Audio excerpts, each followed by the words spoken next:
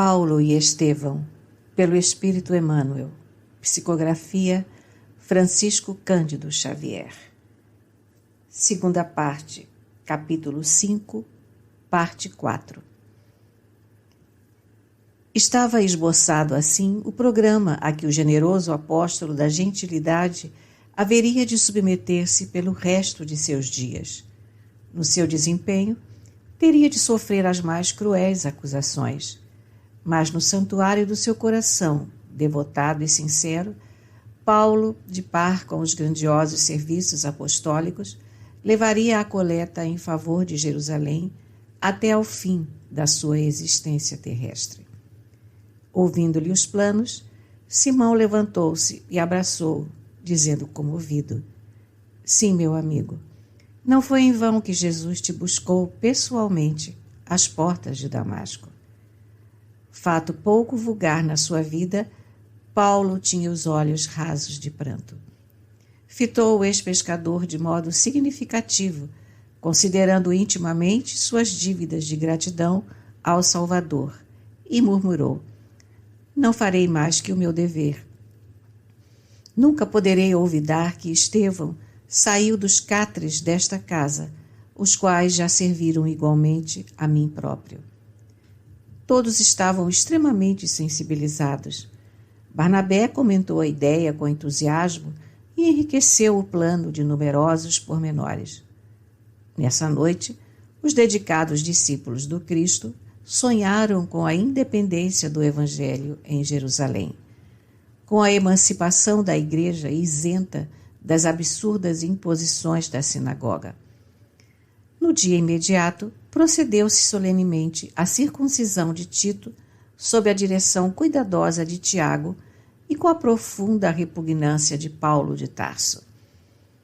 As assembleias noturnas continuaram por mais de uma semana. Nas primeiras noites, preparando o terreno para advogar abertamente a causa da gentilidade, o ex-pescador de Cafarnaum solicitou aos representantes de Antioquia expusessem a impressão das visitas aos pagãos de Chipre, Panfilha, Pisídia e Licaônia. Paulo, fundamente contrariado com as exigências aplicadas a Tito, pediu a Barnabé falasse em seu nome. O ex-levita de Chipre fez extenso relato de todos os acontecimentos, provocando imensa surpresa a quantos lhe ouviam as referências ao extraordinário poder do Evangelho, entre aqueles que ainda não haviam esposado uma crença pura. Em seguida, atendendo ainda a observações de Paulo, Tito falou profundamente comovido com a interpretação dos ensinamentos do Cristo e mostrando possuir formosos dons de profecia, fazendo-se admirar pelo próprio Tiago, que o abraçou mais de uma vez. Ao término dos trabalhos, discutia-se ainda a obrigatoriedade da circuncisão para os gentios. O ex-rabino seguia os debates silencioso, admirando o poder de resistência e tolerância de Simão Pedro. Quando o ex-pescador reconheceu que as divergências prosseguiriam indefinidamente, levantou-se e pediu a palavra, fazendo a generosa e sábia exortação de que os atos dos apóstolos fornecem notícia. Irmãos, começou Pedro, enérgico e sereno, bem sabeis que, de há muito, Deus nos elegeu para que os gentios ouvissem as verdades do Evangelho e crescem no seu reino.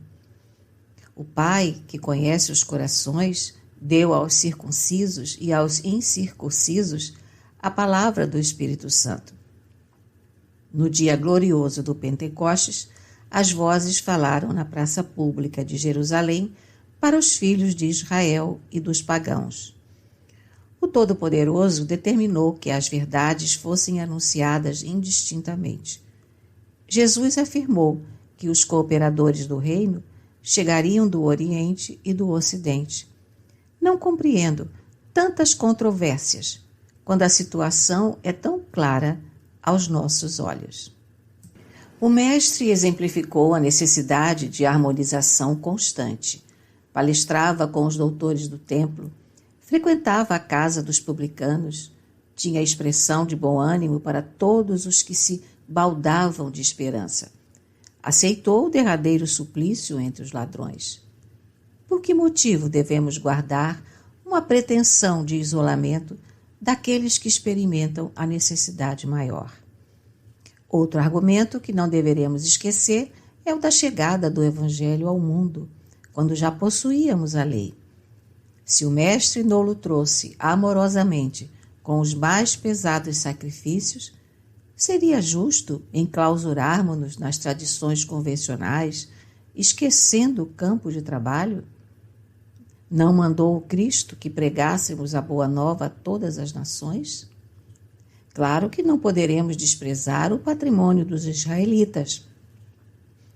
Temos de amar nos filhos da lei, que somos nós, a expressão de profundos sofrimentos e de elevadas experiências que nos chegam ao coração através de quantos precederam o Cristo na tarefa milenária de preservar a fé no Deus único.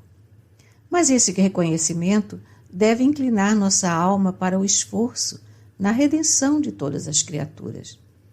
Abandonar o gentio à própria sorte seria criar duro cativeiro, ao invés de praticar aquele amor que apaga todos os pecados.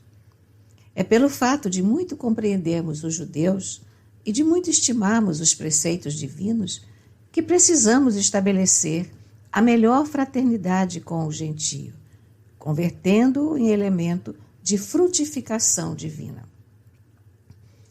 Cremos que Deus nos purifica o coração pela fé e não pelas ordenanças do mundo. Se hoje rendemos graças pelo triunfo glorioso do Evangelho que instituiu a nossa liberdade, como impor aos novos discípulos um jugo que, intimamente, não podemos suportar? Suponho, então, que a circuncisão não deva constituir ato obrigatório para quantos se convertam ao amor de Jesus Cristo.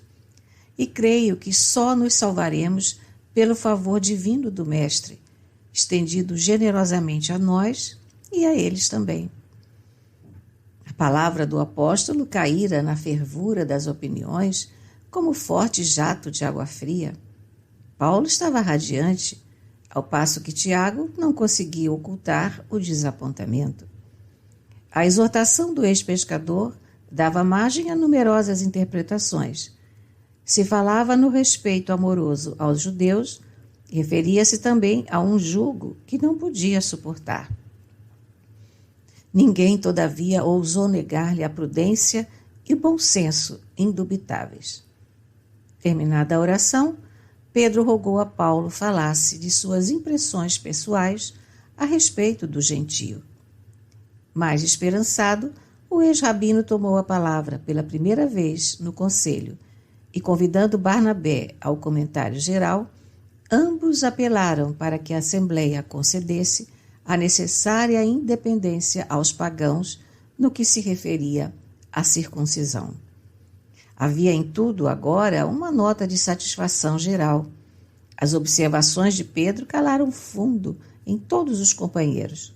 Foi então que Tiago tomou a palavra e, vendo-se quase só no seu ponto de vista, esclareceu que Simão fora muito bem inspirado no seu apelo, mas pediu 3 emendas para que a situação ficasse bem esclarecida. Os pagãos ficavam isentos da circuncisão, mas deviam assumir o compromisso de fugir da idolatria, evitar a luxúria e abster-se das carnes de animais sufocados. O apóstolo dos gentios estava satisfeito. Fora removido o maior obstáculo. No dia seguinte, os trabalhos foram encerrados, lavrando-se as resoluções em pergaminho. Pedro providenciou para que cada irmão levasse consigo uma carta, como prova das deliberações, em virtude da solicitação de Paulo, que desejava exibir o documento como mensagem de emancipação da gentilidade. Interpelada pelo ex-pescador, quando se achavam a sós, sobre as impressões pessoais dos trabalhos, o ex-doutor de Jerusalém esclareceu com um sorriso. Em suma, estou satisfeito. Ficou resolvido o mais difícil dos problemas. A obrigatoriedade da circuncisão para os gentios representava um crime aos nossos olhos. Quanto às emendas de Tiago, não me impressionam, porquanto a idolatria e a luxúria são atos detestáveis para a vida particular de cada um. E quanto às refeições, suponho que todo cristão poderá comer como melhor lhe pareça, desde que os excessos sejam evitados. Pedro sorriu e explicou ao ex-rabino seus novos planos. Comentou esperançoso a ideia da coleta geral em favor da Igreja de Jerusalém e, evidenciando a peculiar prudência, falou preocupado.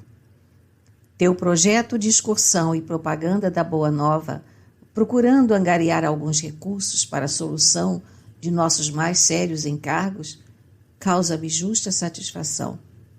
Entretanto, venho refletindo na situação da Igreja antioquena. Pelo que observei de viso, concluo que a instituição necessita de servidores dedicados que se substituam nos trabalhos constantes de cada dia. Tua ausência ao demais com Bernabé trará dificuldades, caso não tomemos as providências precisas.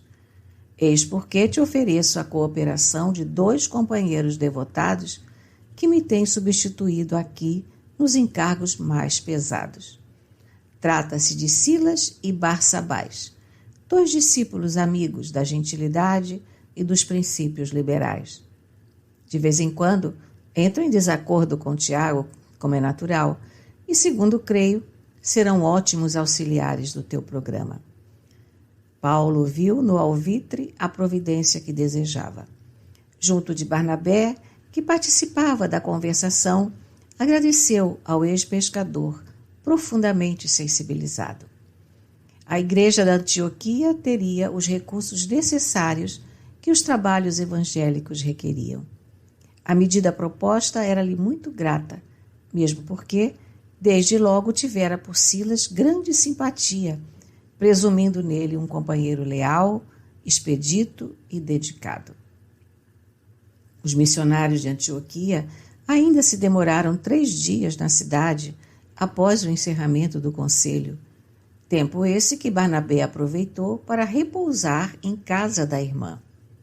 Paulo, contudo, declinou do convite de Maria Marcos e permaneceu na igreja, estudando a situação futura em companhia de Simão Pedro e dos 2 novos colaboradores.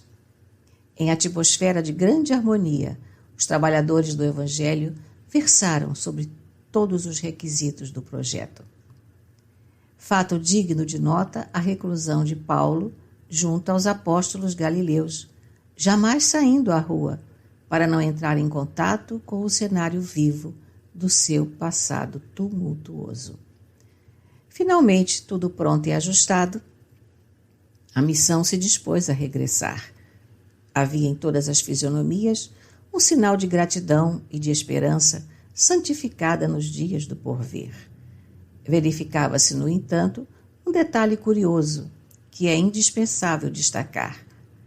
Solicitado pela irmã, Barnabé dispusera-se a aceitar a contribuição de João Marcos em nova tentativa de adaptação ao serviço do Evangelho.